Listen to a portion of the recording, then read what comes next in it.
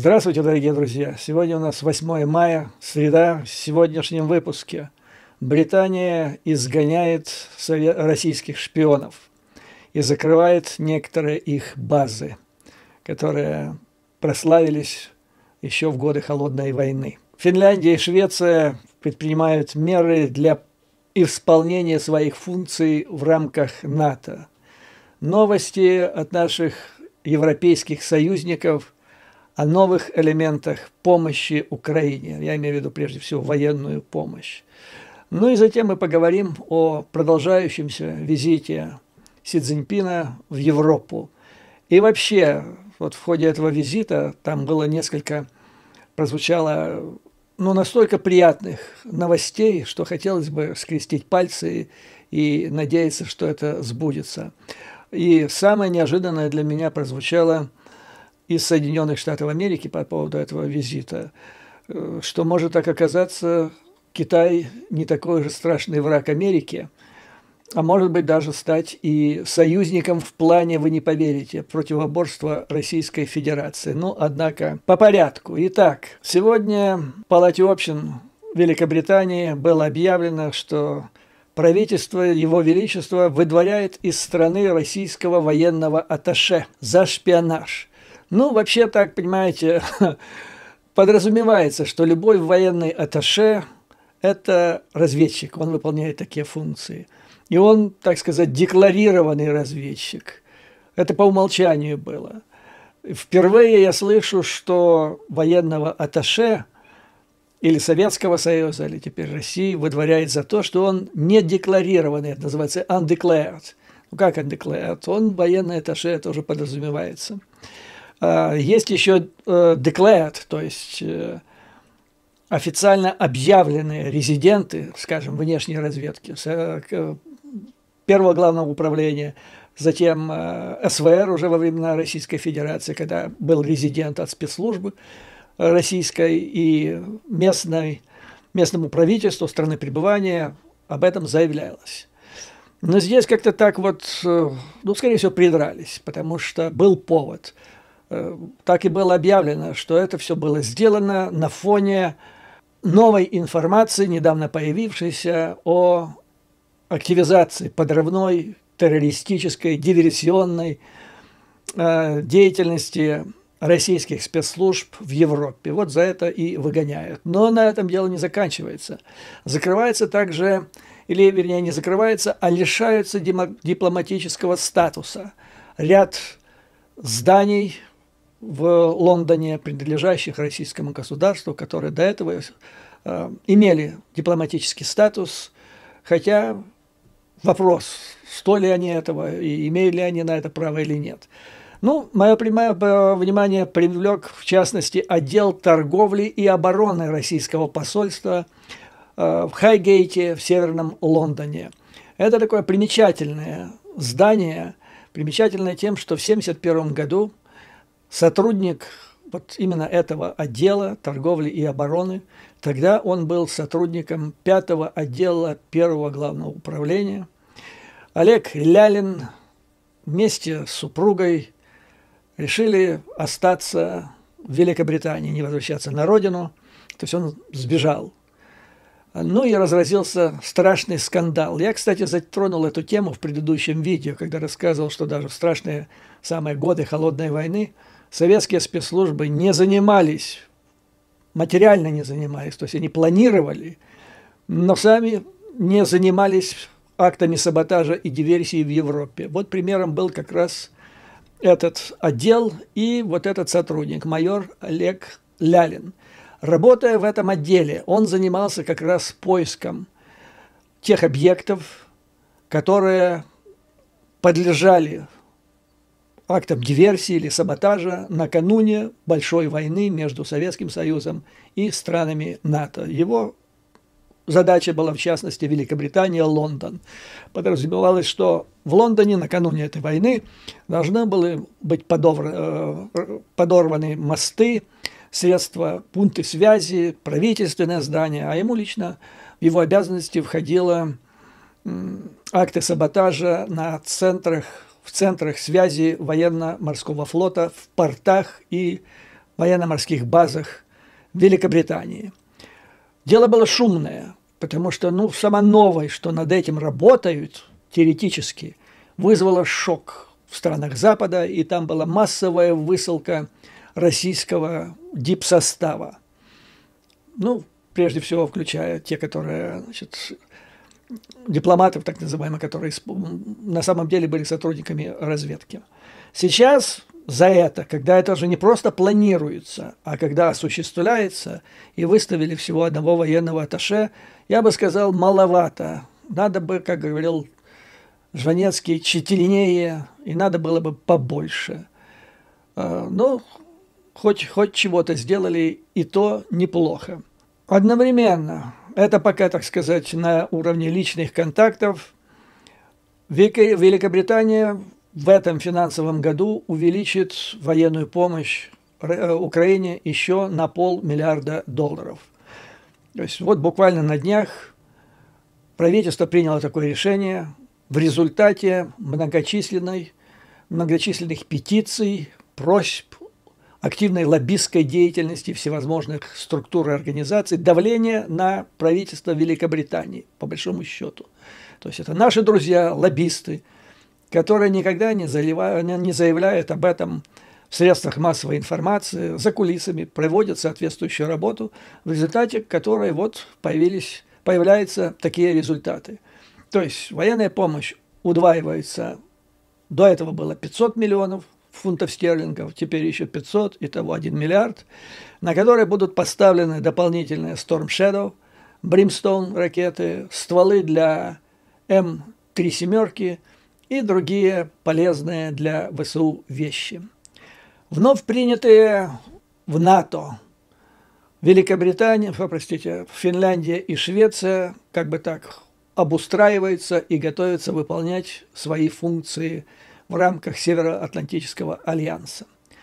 Финляндия приняла решение о переносе своих баз и то, что называется sensitive, то есть дорогостоящего, важного и такого громоздкого военного оборудования за пределы страны, в Швецию и в Норвегию, подальше от границ Российской Федерации, на случай военных действий, чтобы российские дальнобойные ракеты не смогли внезапным ударом все это разрушить. То есть для финнов молодцы. Вступление в НАТО оказалось реально практической работой.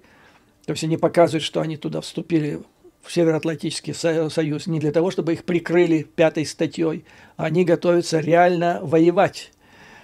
То есть, согласно задумке, как я понимаю, во всяком случае, в мирное время, при отсутствии военных действий с Российской Федерацией, Финляндия будет выполнять роль логистического центра, в котором, в частности, шоссейные дороги будут выполнять роль взлетно-посадочных полос для истребителей F-35, способных нести ядерное оружие, а также для шведских истребителей. Я считаю, что это очень правильное решение, потому что для нанесения удара с финской территории нужно несколько минут для перелета того же F-35 с Великобритании или из Норвегии в Финляндию. Вот, собственно говоря, и все. Швеция. Вот со Швецией возникли некоторые проблемы. Не то, что там страшные проблемы, но вопросы, которые необходимо решить. В частности, обнаружилось, что ряд крупнейших научно-исследовательских центров Ирана, которые задействованы в разработке ядерного оружия, имеют стабильные партнерские связи с ведущими аналогичными центрами Швеции. И иранцы при помощи этого сотрудничества декларировано, ничего секретного, до сих пор, по крайней мере, так было. Значит, иранцы загребают массу полезных сведений, информации для своей злонамеренной деятельности по созданию атомной бомбы, что, конечно, ни в какие рамки не лезет.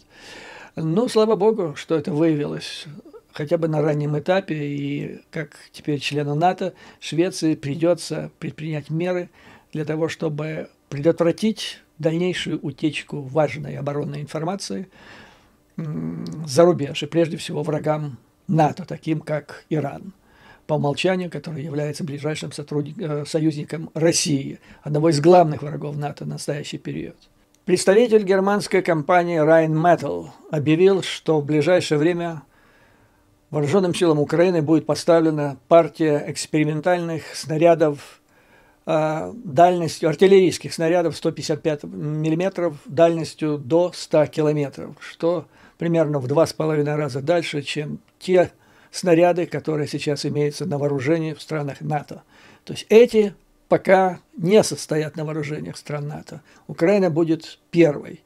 О деталях и тактико-технических характеристиках не сообщается, и, наверное, правильно, потому что это экспериментальное. То есть в Украину поступает новейшее оружие.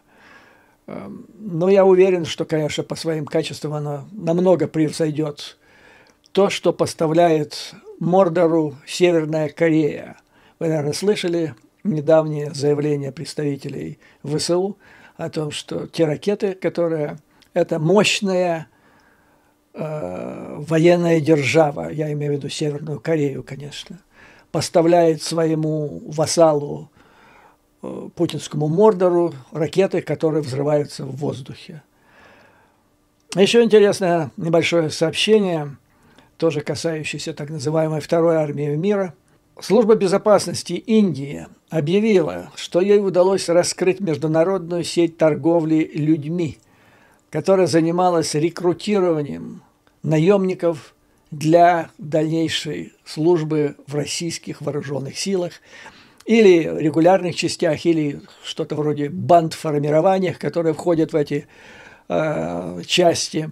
Короче говоря, их отправляют для участия в военной операции, незаконной, агрессивной военной операции или войне, которую ведет Москва против Украины. Это в основном молодежь индийская, арестовано 4 человека, 2 из них из Мумбаи. Ну а теперь перейдем к основной теме. Это продолжающийся визит Си Цзиньпина в Европу. Сегодня он из Парижа отправился в Сербию, а завтра прибудет в Венгрию. Что касается его последних новостей о его переговорах с Макроном. Там было несколько важных вещей. Ну, во-первых, надо сказать, что вот с моей точки зрения этот визит был более полезен для Франции, для Европы и для Украины, чем для Китая. Потому что для Китая основная цель была не прорыв там где-то в чем-то, а попытка остановить дальнейшее обострение отношений между Европой и Китаем, которое очень нежелательно прежде всего для Китая в связи с состоянием китайской экономики. Ну а обострение отношений прежде всего было обусловлено поддержкой Китая, войны, которую ведет Россия в Украине. То есть он ехал туда, чтобы это хотя бы затормозить, в лучшем случае остановить. Но совсем ему не удалось, потому что там появилась неожиданно Урсула фон дер Ляйен,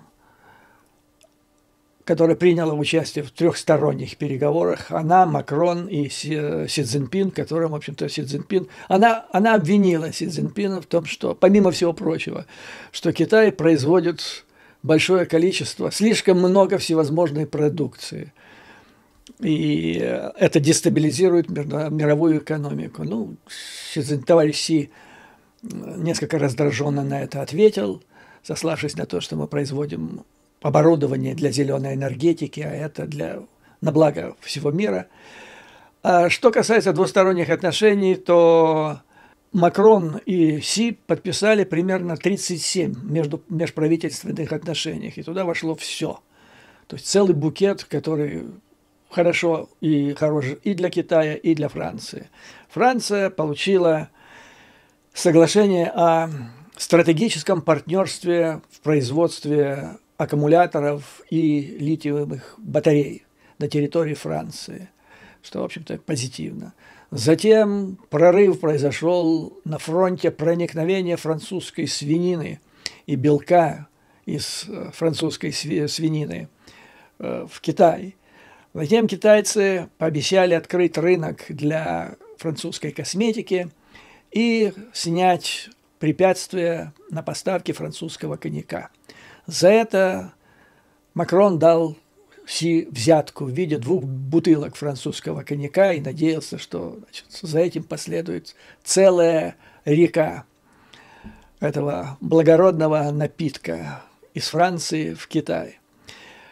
Пока не решен вопрос о сотрудничестве, о закупках Китаем Airbus, самолетов Airbus, но дело, как говорится, уже близится к завершению, и соглашение может быть анонсировано буквально со дня на день. Но главное, естественно, для нас это вопрос, который заняла Украина в двусторонних, значит, переговорах. А это был очень важный пункт в повестке дня Макрона, прежде всего Макрона, потому что накануне визита некоторые скептики предполагали, что за хорошие, выгодные китайские контракты Макрон может съехать с тех свой твердой, я бы сказал, даже в какой-то степени жесткой позиции, которую он в последнее время занял в отношении России.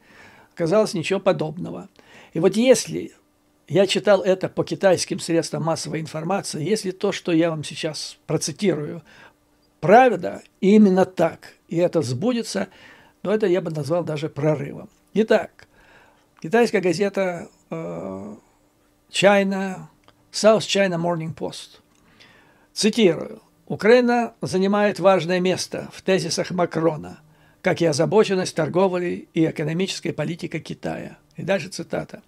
«Мы уважаем давние связи между Китаем и Россией и усилия по стабилизации отношений». Кавычки закрываются. Это сказал Макрон. Правильно, он же не мог сказать, что мы не уважаем двусторонние отношения Китая, какой-нибудь другой, любой страны, потому что суверенное право Китая. И вообще отношения между государствами, если они нормальные, это хорошая вещь в международной практике. Дальше, следующая цитата. «Учитывая эту сложную историю, мы приветствуем обязательство китайских властей воздерживаться от продажи оружия или помощи Москве и строго контролировать экспорт товаров двойного назначения». Кавычки закрываются. Это сказал Макрон. То есть это высказывание, которое никто до сих пор не дезавуировал, свидетельствует о том, что в ходе двусторонних переговоров между двумя лидерами товарищ Си дал Макрону заверение, обязательство, что Китай будет воздерживаться от продажи оружия и как минимум строго контролировать экспорт товаров двойного назначения. А это как раз то, что вызывало критику, подозрения, но иногда они, может быть, были чрезмерными. То есть до сих пор никто на Западе не мог поймать Китай за руку о том, что Китай поставляет оружие, реально оружие. Речь шла о том, что Китай был пойман за руку на поставках оборудования, станков, полупроводников и других компонентов, которые, по идее, могли бы быть использованы для производства оружия. Так вот, если вторым пунктом, первый пункт, воздерживаться от продажи оружия, это то, что, по идее, Китай говорил, что они это делают и будут продолжать, а вот строго контролировать экспорт товаров двойного назначения, если это позволит пресечь, и имело в виду в ходе переговоров прекращение поставок станков, оборудования, комплектующих, полупроводников, то это прорыв. А если еще вы обратите внимание, как тут цитата, что сказал Макрон, учитывая эту сложную ситуацию, мы приветствуем обязательства китайских властей воздерживаться от продажи оружия или помощи Москве. То есть речь чуть ли вообще шла о прекращении вообще всей помощи. Текст был написан на английском языке, то есть это не перевод с китайского, который можно было бы трактовать так или иначе. Там так и написано «воздерживаться от продажи оружия или помощи Москве». А потом уже идет строго контролировать экспорт товаров двойного назначения. То есть если бы только одно это сбылось, и если бы Китай действительно стал это придерживаться, то это было бы очень хорошо, это был бы прорыв. Почему у меня есть надежда на то, что это не чья-то там ошибка, а что это вполне могло иметь место, эти обсуждения и эти заверения в ходе визита Си. Я вам рассказывал примерно пару недель назад о статье, опубликованной в издании The Economist, одного уважаемого китайского профессора, который занимает серьезную должность в Пекинском, если я не ошибаюсь, в Пекинском университете, в Институте международных исследований, в которых он потряс буквально западную аудиторию рассказом о том, что зачем нам, собственно говоря, Раша, она нам так надоела, что, ну, как чемодан без ручки. Тогда эта статья была как бы сенсацией, вызвала вопросы, действительно ли это так, или это китайцы мутят просто воду, то вот это же сообщение о ходе переговоров, обсуждения вот этого вопроса, который я только что сказал, в South China Morning Post, это только подкрепляет, то есть делает возможным вот такую постановку вопроса на переговорах между Макроном и Си в свете предыдущей статьи в издании The Economist. Но с другой стороны, и это уже тоже, я читал в предыдущих китайских источниках массовой информации о том, что Китай расстроен, и сам Си расстроен, что они пытаются, они не поставляют, они обещали не поставлять оружие, и они не поставляют. Но они действительно никогда не обещали не поставлять станки. Они никогда не обещали не поставлять другое оборудование. То есть могут так на дурачка, знаете, прикидываться. А мы не знали, что из этого станка можно там вытачивать стволы для танка Т-74. Примерно так, да? И они так выражали печаль раньше по поводу того, что их критикуют за то, что они никогда не обещали. И вот на этот раз товарищ Си, с другой стороны, предостерег от использования, как здесь сказано, кризиса в Украине, и дальше цитата, для перекладывания вины, очернения третьей страны, имеется в виду Китая, и разжигания новой холодной войны. То есть, если это все расшифровать, и вот на основании того, что я читал раньше, по поводу вот этой позиции Китая, то это звучит примерно так. Си сказал, хорошо, я вам обещаю, что не будем поставлять, будем продолжать не поставлять оружие, воздержимся от поставок или возьмем под строжайший контроль то, что мы поставляем, чтобы оно не являлось товаром двойного назначения, но вы, ради Бога, не обвиняйте нас голословно в том, что мы не делаем. Китай говорит, вот если вы, когда голословно нас обвиняете, вы используете, как они говорят, кризис в Украине для того, чтобы нас обвинить в том, чего мы не виноваты. А тем самым вы, имея в виду Запад, разжигаете холодную войну. Давайте, ребята, давайте жить дружно. Вот таким образом это и звучит. Но дальше идет перечисление о ряде сделок. Стратегическое партнерство в производстве аккумуляторов. Среди компаний, которые приехали в Си, были гиганты китайские, в том числе те, которые являются враждебными для американского правительства, изгои в Америке, допустим, компании Huawei. Затем Китай согласился открыть свой рынок, я вам говорил, для свиных субпродуктов, свиного белка. Договорились активизировать обмен мнениями по поводу открытия китайских косметических рынков для французских компаний, что очень важно еще. Они договорились сотрудничать в плане разработки мер контроля над искусственным интеллектом. И, видимо, пришло время, это важнейший вопрос сейчас в отношениях между Китаем и Европой и Соединенными Штатами Америки. И американцы считают, что нужно сотрудничать, иначе это может дойти до безумия. Может сильно навредить, если не контролировать этот искусственный интеллект, а может привести и к катастрофе. Затем товарищ Си сегодня отправился в Сербию. И вот китайские средства массовой информации, комментируя вот этот этап, или, как они говорят, вот это плечо или ногу этого визита европейского товарища Си, они говорят, теперь, слава богу, в конце этого визита, то есть при посещении Сербии и Венгрии, наш товарищ председатель не столкнется с неудобными вопросами. Ну и следует ожидать, что это так и есть, потому что Сербия и Венгрия стали хабом. При помощи значительной помощи Российской Федерации стали хабом, где как бы стекаются интересы нескольких сторон. С одной стороны, Соединенных Штатов, как ни странно, это вот так называемые консервативные республиканцы, проще говоря, трамписты-маговцы, о которых я вам рассказывал, которые, ну, прямо братья по духу, по идеологии с режимом Орбана. Затем Российская Федерация, которая, опять-таки же, Сербия и Венгрия лепшие друзья. И Российская Федерация подготовила и оплодотворила эту почву в Сербии и Венгрии для развития отношений между этими двумя странами и Китаем. И Китай превратил их, ну, фактически в форпост или в хаб для дальнейшего проникновения в Европу. То есть он проник в Центральную Европу, а также на Балканы. То есть если так вот использовать разведывательную терминологию, я бы назвал Сербию и Венгрию, по-научному они сейчас называются так модным словом хабы.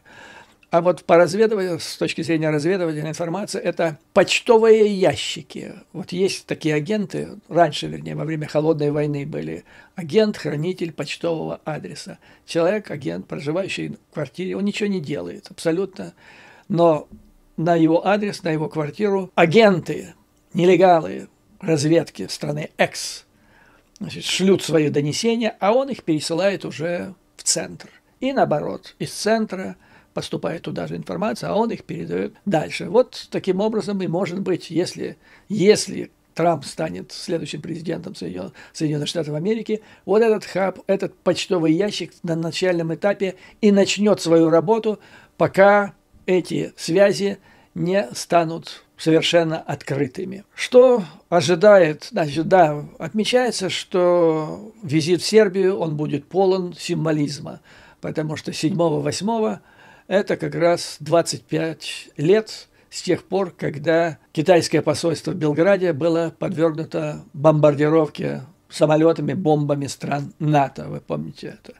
Во время гражданского конфликта, гражданской войны в Югославии. Как ожидается, эта тема 25-летия бомбардировки странами НАТО китайского посольства будет использована товарищем Си для того, чтобы проводить мысли о том, что демократия – это плохая форма правления, изжившая себя. Вот страны, которые опираются на твердых лидеров, твердых и несменяемых лидеров, вот это будущее всего прогрессивного человечества. Венгрия. Венгрия, опять-таки, это часть усилий Китая по освоению Балкан и Центральной Европы в рамках своего проекта «Шелковый путь» или «Один путь, один пояс», как его называют еще, БРИ. Здесь главным будет вопрос о магистральной железной дороге, ускорении ее строительства между Белградом и Будапештом с ее дальнейшим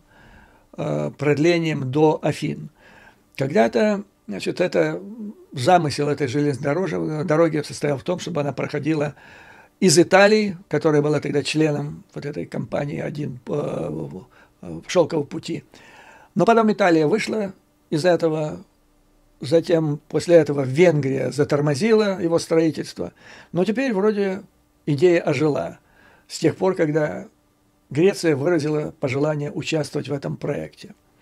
Ну, то есть это вот вместо Италии теперь по задумке китайцев товары будут ввозиться не через Италию, а через Грецию, порты Греции, а затем они будут идти поездом в Центральную Европу там, и так далее. Ну и на фоне этого исторического визита товарища Си в Европу, а он, ну вот в Сербии и в Венгрии он не был, по-моему, лет 7, а вообще в Европе лет 5, выходит статья в издании Foreign Policy.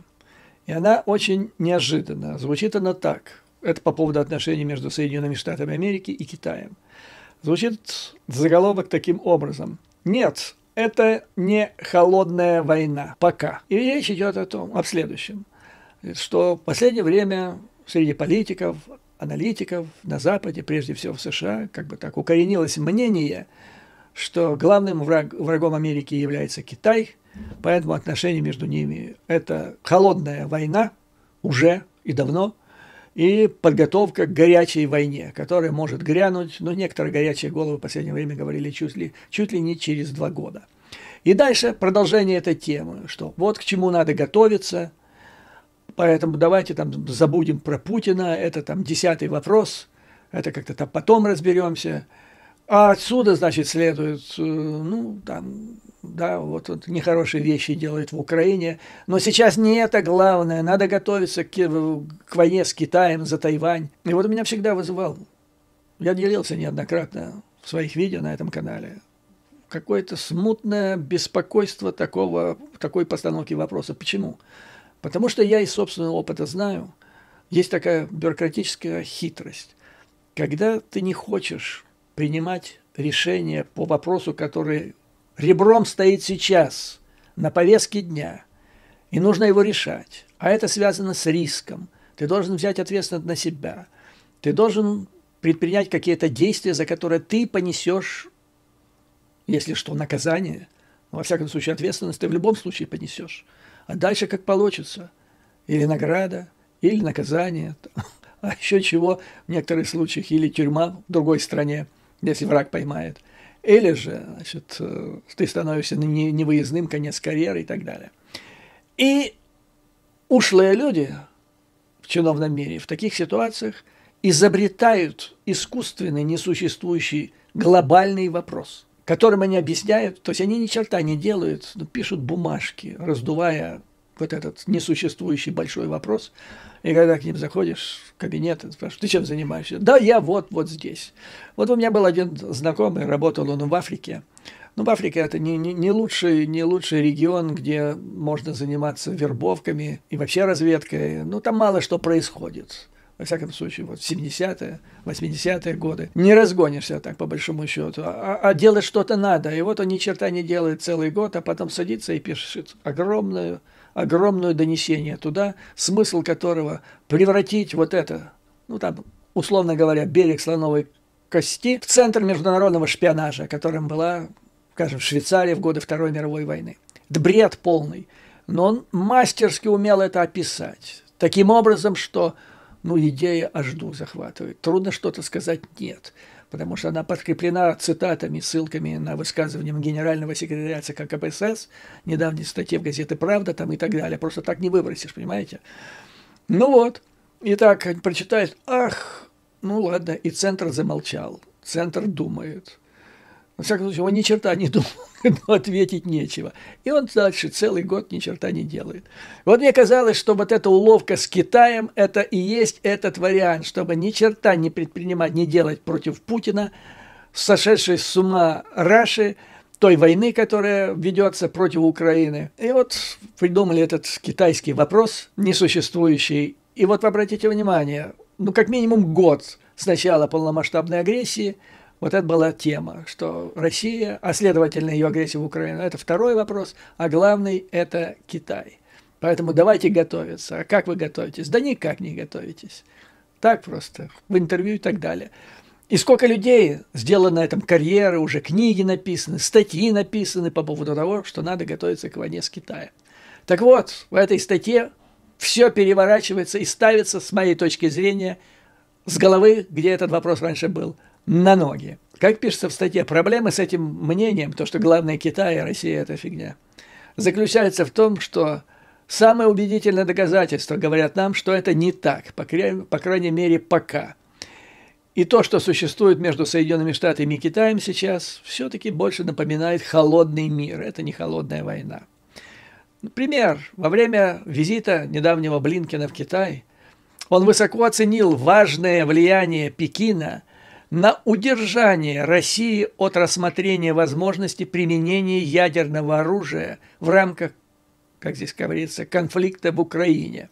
А также похвалил Пекин за призыв к Ирану не идти на эскалацию против Израиля. Вот такие вот неожиданные, оказывается, заявления сделал господин Блинкен. То есть Китай сыграл здесь положительную роль, как фактически, ну, чуть ли не соратник Запада, и не враг, крайней мере, не враг Украине.